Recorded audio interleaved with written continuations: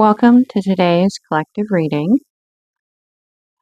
It's been a pretty intense couple of days. Let's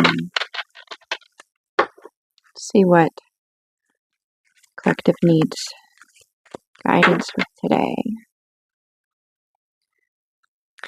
We're going to begin in the element of earth. Just to be silent, to know what is stable, what is immovable, what is firm.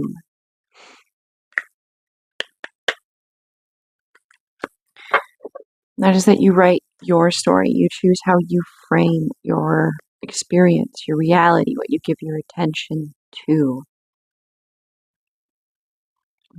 Consciously choosing how to lead your life.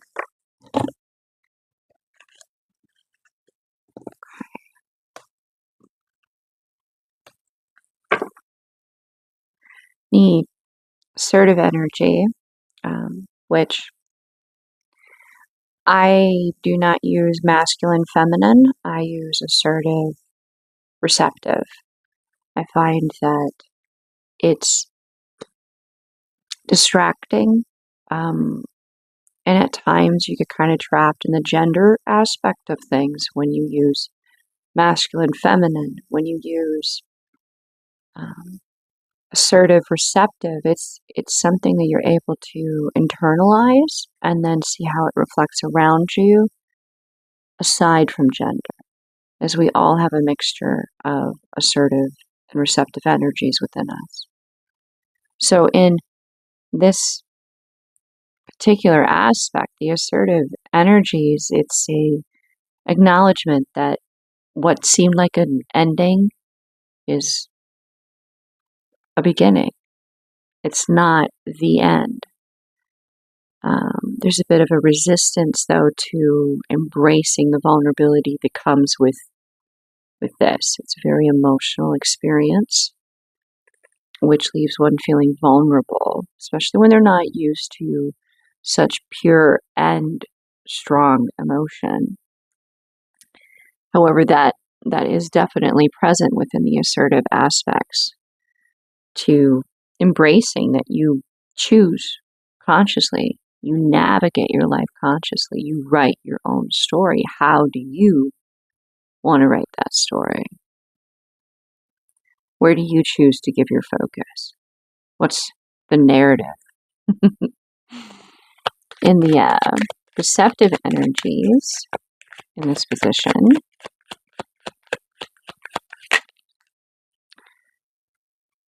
there's a awareness that you're protected, your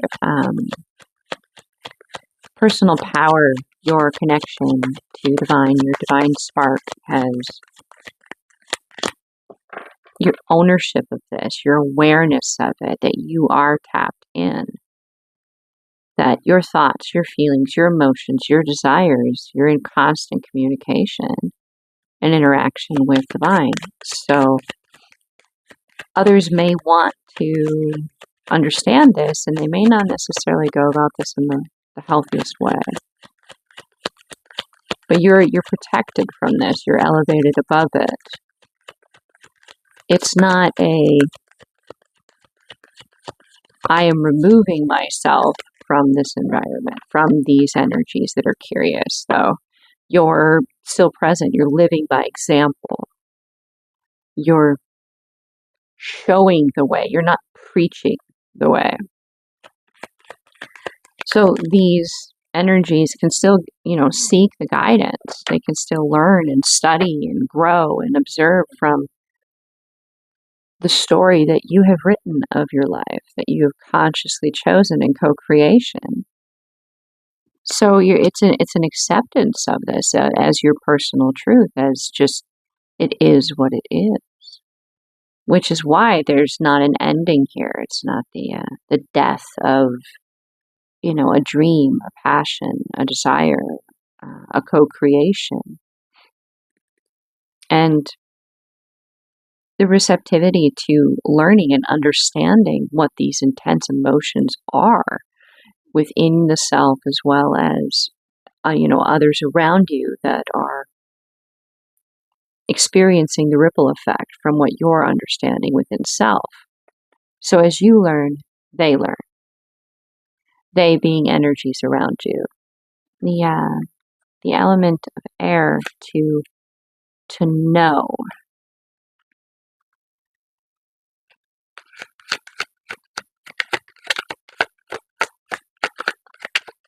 What does the collective? Oh, okay. Wow. All right. Okay. So to know. To know is to understand these energies that are coming at you, that seek to have what you have and are not coming about it in the healthiest way, and can very muchly mean to hurt, harm, or silence you. What do we need to know about this and the assertive energies and the guidance and how, what the message is here? To understand your enemy is to understand yourself.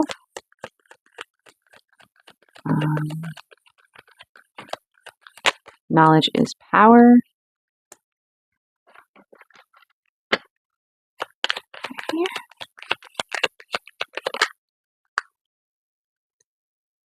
Right. So it's about the choice, the decision, yet again, with the how you choose to consciously lead your life. The grass has most certainly not been greener on the other side.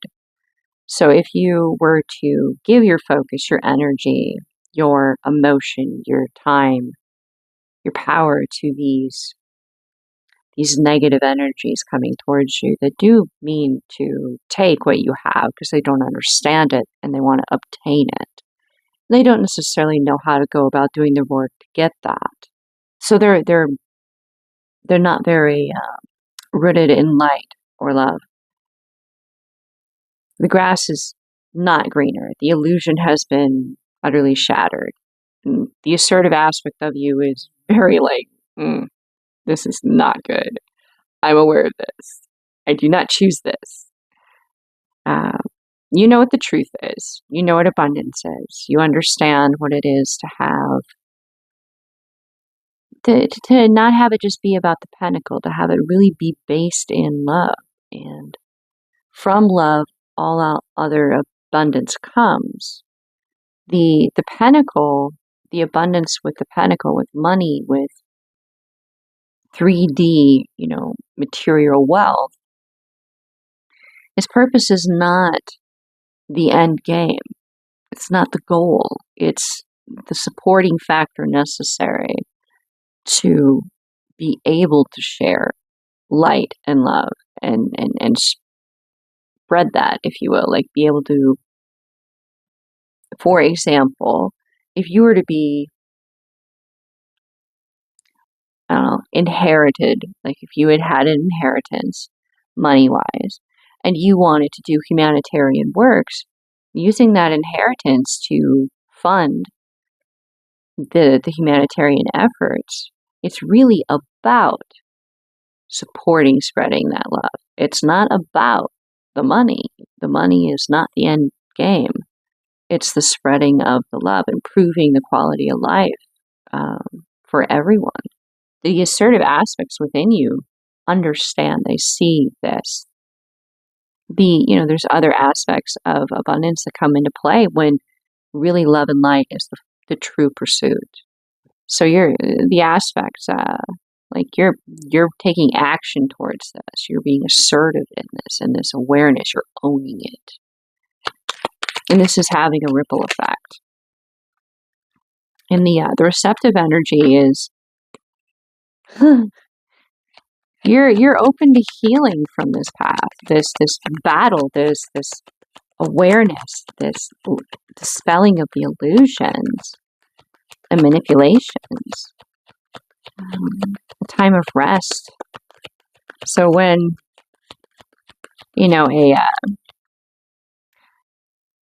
a group of crows is technically called a murder of crows. You have a dove that shows up. You are very happy to embrace the arrival of the dove. You choose that dove. you empower that dove. You're receptive to the dove's arrival. So you need to rest. You need to recuperate, to heal, to know that you are safe. And you did win this. You found this battle.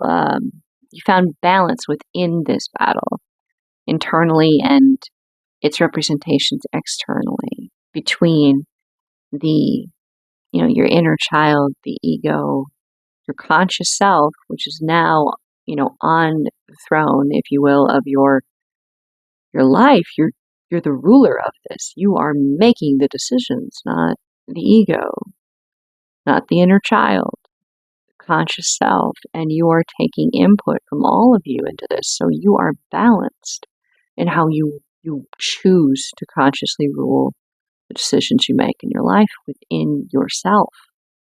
And you may not wear your heart on your sleeve, but it's because it's very likely that this heart that you have has been gifted to one that you trust, be that light and love, be it another individual, be it the pursuit of improving the quality of life of everyone, of really raising that vibration for as many people as possible just by walking your truth, not preaching it.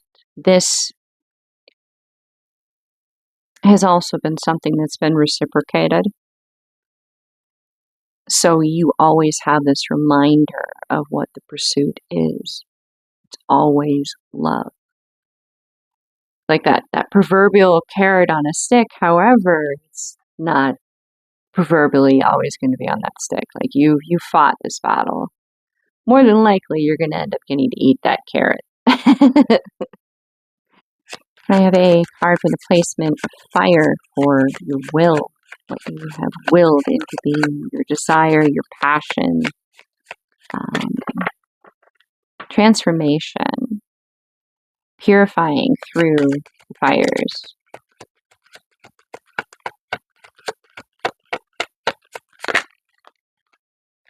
Right. Truth.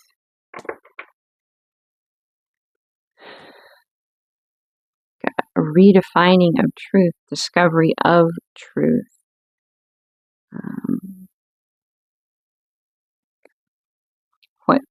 What really the golden goose is made of, what the golden goose actually produces is not necessarily gold, but as described with,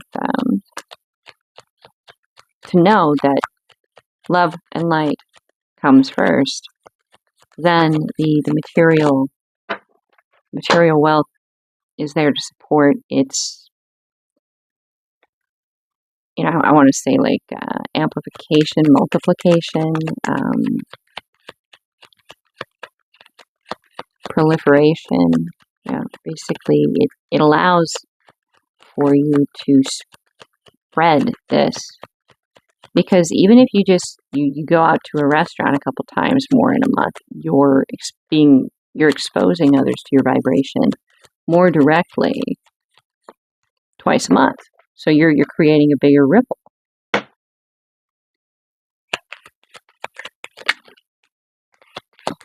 In the assertive energies, we have the sense of balance between the elements, as well as this give and take of communication between you and Source. This is a connection that you're owning. And it assists in bringing balance to just about anything that comes through that should seek to kind of shake your foundation a little bit. You're always in connection with Source. You're always trusting and co-creating with Source. It's a love presence. It's a communication of love.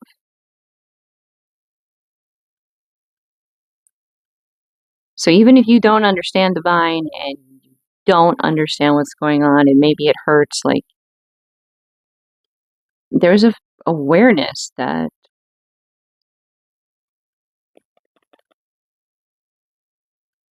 divine would never And through track record, like your own history of observation, the divine would not lead you to a dark place just to leave you there.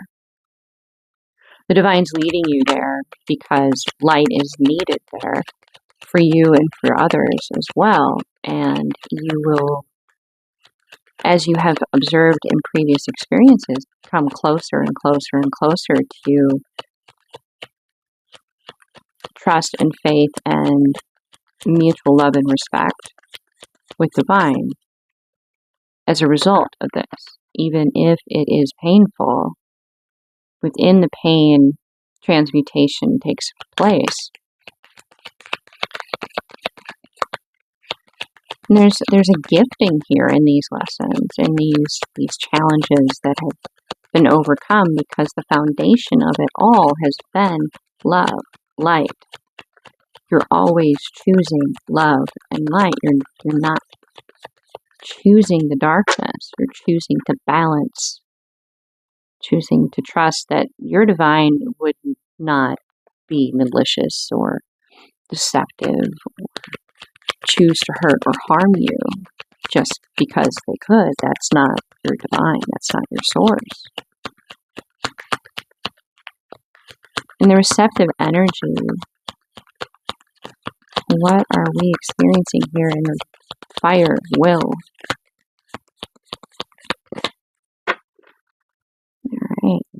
Got some very specific cards, I guess. You're just going through them and nothing's quite flopping out yet. So let's see here.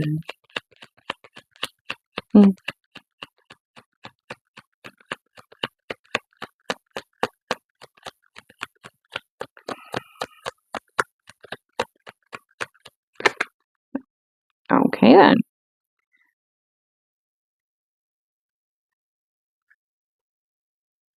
Okay. So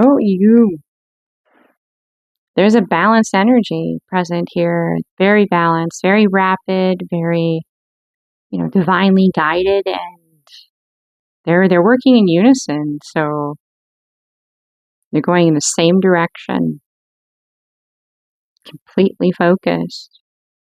And that's, where you're receptive to this motion, to this rapid balance, to getting out of this space that, you have been in, where you really work with divine to overcome those that would seek to hurt or harm. Really that foundation of, as you always choose light and love will always choose you back. So you're tapped in, you're listening, you're receptive, and you're also firmly connected to Gaia, to Mother Earth. You're listening to the divine also present within the soul of our planet. Almost as though through leading your life, you're aware that the divine and Gaia are able to have a more unique perspective of observing and experiencing themselves as a result. Like you're the daughter or the son of Father Sky and Mother Earth. They're your parents. They're connected as, an example, a way of framing that. This awareness is a gift that once you have become aware of this connection, it'll never leave you. I have a card for the element of water, for what it is to feel, to experience, to intuitively understand. Even if it's a little overwhelming, a part of you understands before the brain even catches in to begin analyzing.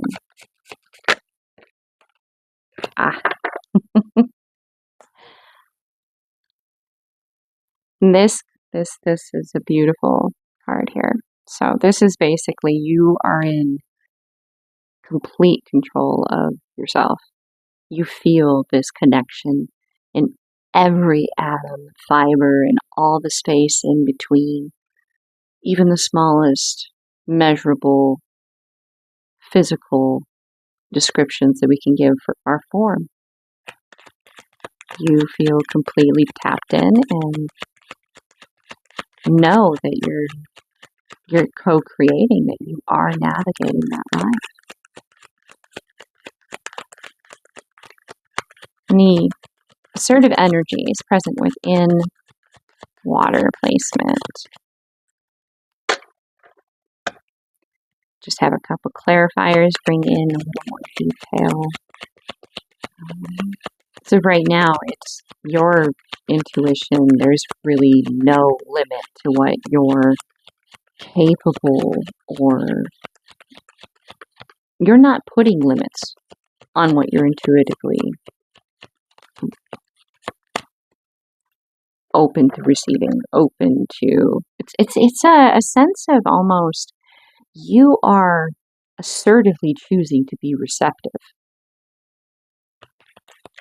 That's beautiful. That is like surrender right there. And it's part of your contract coming into this life as a soul to have this merging of the dualities of that very statement. Because the alternative is unacceptable. It is unacceptable. Not just to you, but to the divine universe, other souls that you have contracts with. To assertively choose to be receptive.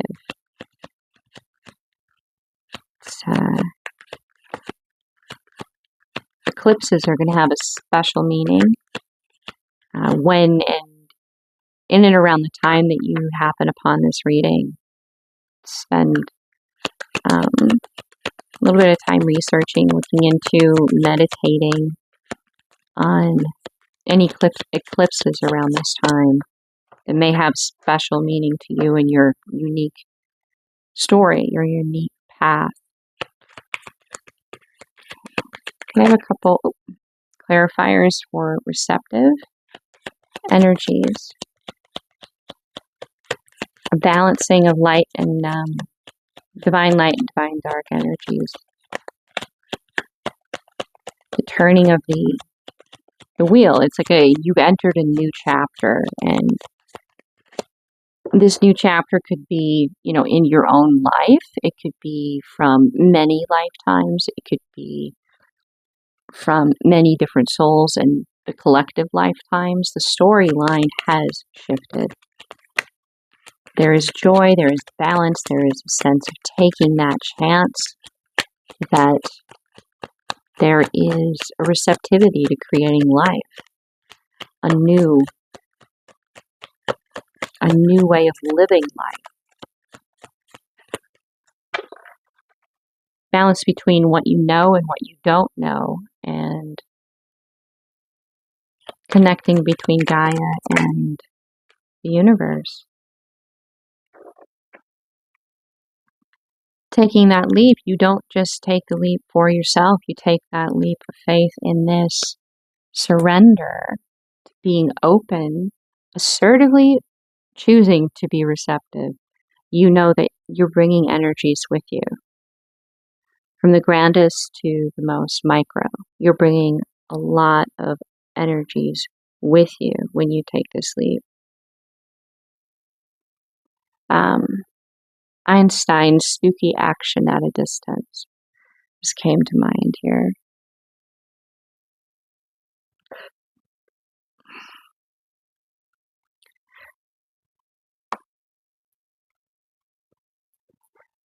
I'm going to pull some healing guidance cards here for this path. Any suggestions for the collective, wherever they may be in this process, whether they're in the thick of it right now and they've found some clarification, some affirmation, or they're on the other end of it, and they're in the invitation to really know that it's okay to go in, to heal, to nurture the self.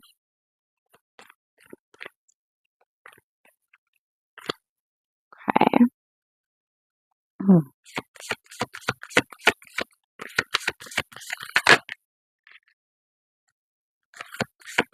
It's going to be a lot of energetic shifts and fluctuations, almost like you're on a spiritual roller coaster. That you're going to be learning a lot as you go through this process, or as you reflect looking back. Spend some time outside in nature, not just to ground, but also to allow the sun to really kind of interact with your physical form and then your energetic form as well.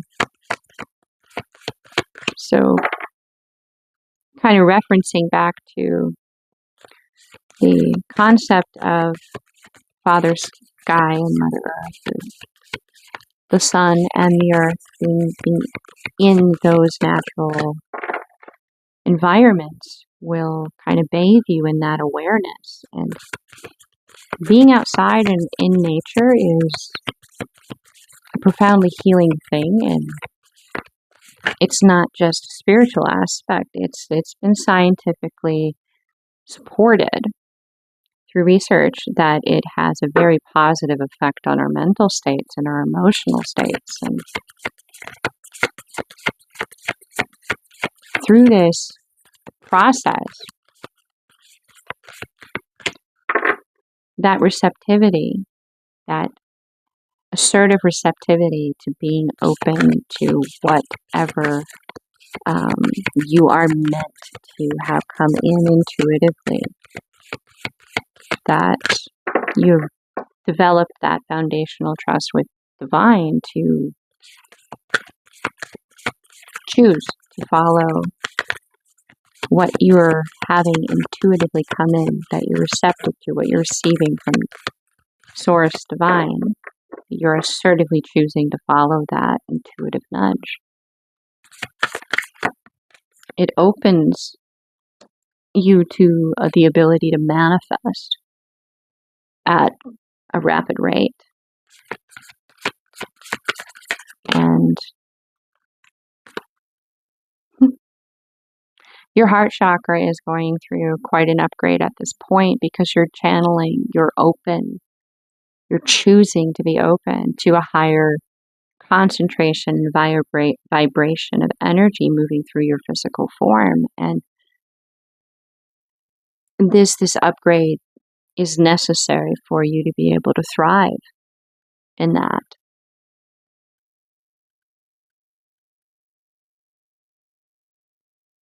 Because more and more you're recognizing, you're feeling, you're understanding, you're experiencing that everything and everyone is connected to everything and everyone else. However remotely or seemingly distant the relationship of cause and effect may be, as perfectly represented by the butterfly effect theory, concept, metaphor, there is a connection. And when this comes to people and individuals and happiness and life, why not choose to be that mustard seed that moves the mountain, right? Pay special attention to any synchronicities as well, be they environmental, animal, archetypes, numerology, astrology, and even personal synchronicities. This is a way that divine speaks to you in a very pointed way. Even if you don't really know a lot about astrology, or necessarily even what different animals are all about and what they've represented to different shamanic cultures throughout human history, that knowledge is in the human consciousness, the global consciousness, the Akashic record. And there is meaning to be found in that. Thus the synchronicity, or I like this word, God incidences. Instead of coincidence, it's a God incidence.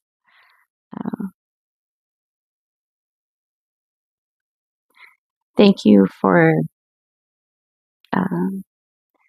being present for this reading, for co-creating it with the divine, and namaste. I hope you found some peace and some guidance and affirmation of your own intuition on this path. It's a very beautiful journey.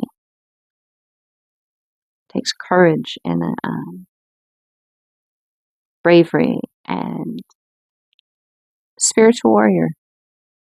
So yes, definitely namaste.